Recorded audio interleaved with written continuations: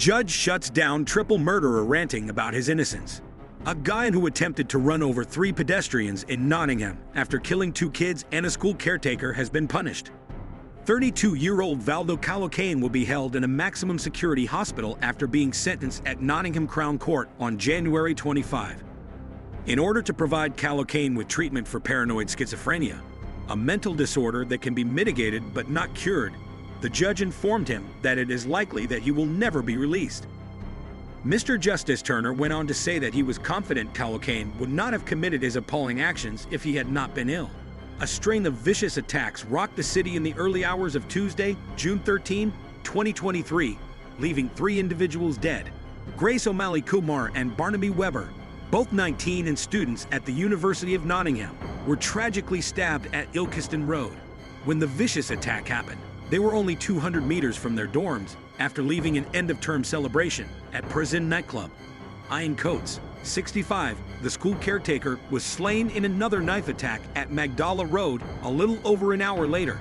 Calocane then stole his white van. The van then struck 3 persons, who were fortunate to escape the collision. Police soon tracked down Calocane following the attacks. In Bentink Road, he was tasered by armed police officers, taken into custody, and accused of 3 murders and 3 attempted murders.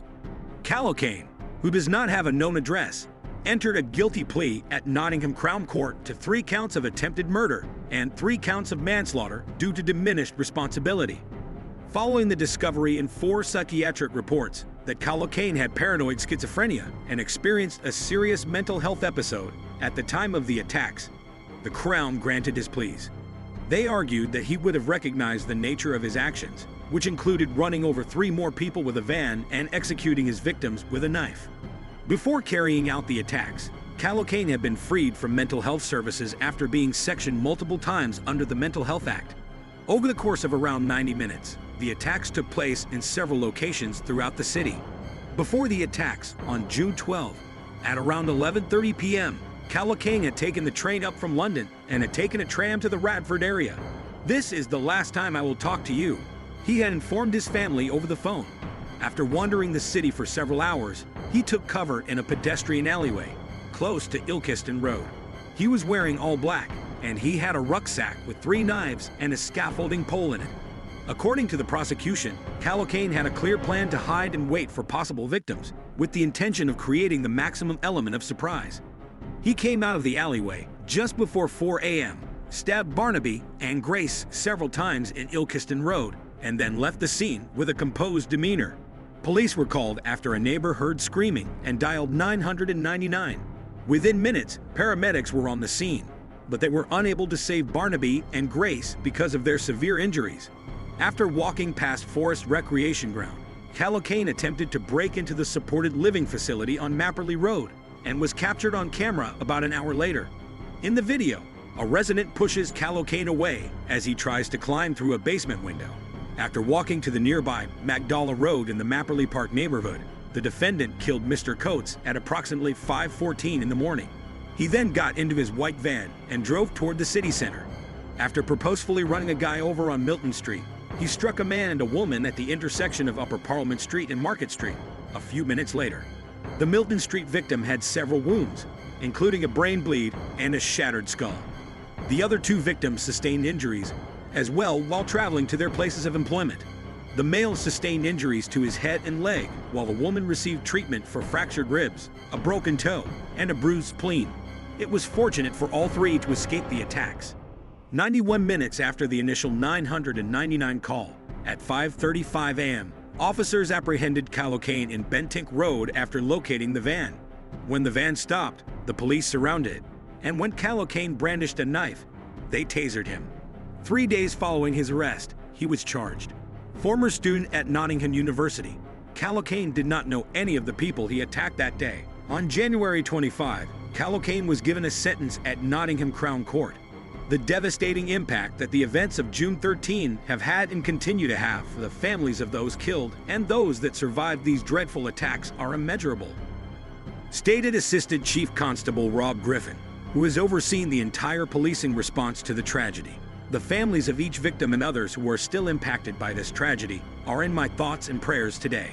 The attacks were completely senseless and resulted in the loss of life for 3 completely innocent people. While Ian was going about his regular business, Grace and Barnaby were just returning from a night out for students. The events of June 13 also changed the lives of 3 other innocent victims forever. When this defendant ran down Wayne, Sharon, and Martine, they were merely strolling through the city center. Those whose lives were so brutally snatched, as well as those who survived the attacks, will never be forgotten.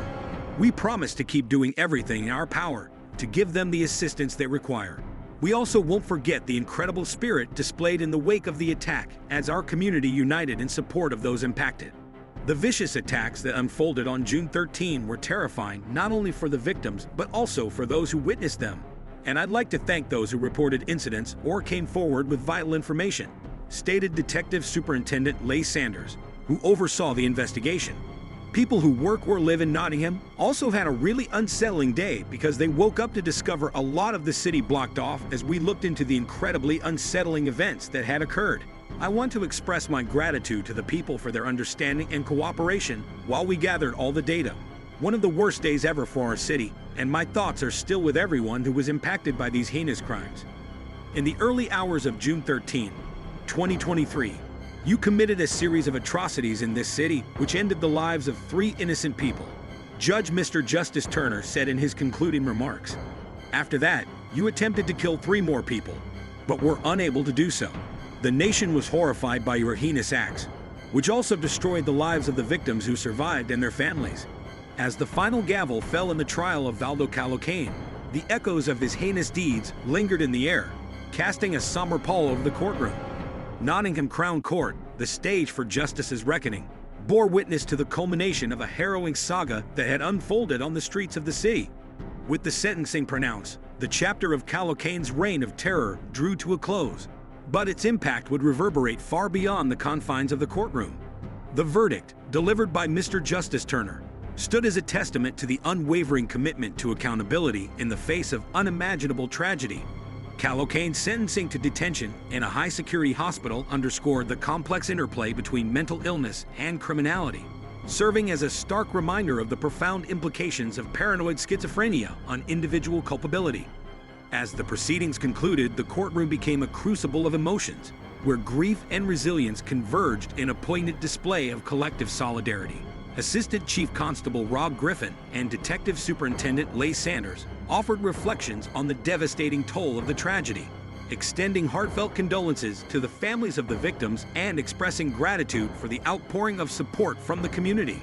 In the aftermath of Calocane's reign of terror, Nottingham found itself at a crossroads, grappling with the scars of tragedy while striving to reclaim its sense of security and unity. The events of June 13, 2023 had left an indelible mark on the city's collective consciousness, serving as a sobering reminder of the fragility of life and the enduring imperative to confront and address the root causes of violence. Yet, amidst the darkness, there emerged glimmers of hope and resilience.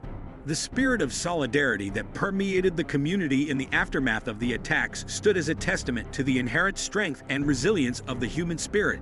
As Nottingham rallied together to support the victims and their families, it reaffirmed the city's commitment to healing and rebuilding in the face of adversity. In the end, as the doors of the courtroom closed behind Calocane, Nottingham stood poised on the precipice of a new chapter. While the scars of tragedy would never fully fade, the city remained steadfast in its determination to honor the memory of the lives lost and to forge ahead with courage, compassion, and resilience. And as the sun set on the trial of Valdo Calocane, Nottingham began the arduous journey towards healing, knowing that in unity there lay the promise of a brighter tomorrow. Would you like it? Hit the like button and subscribe to our channels for more interesting and informative videos.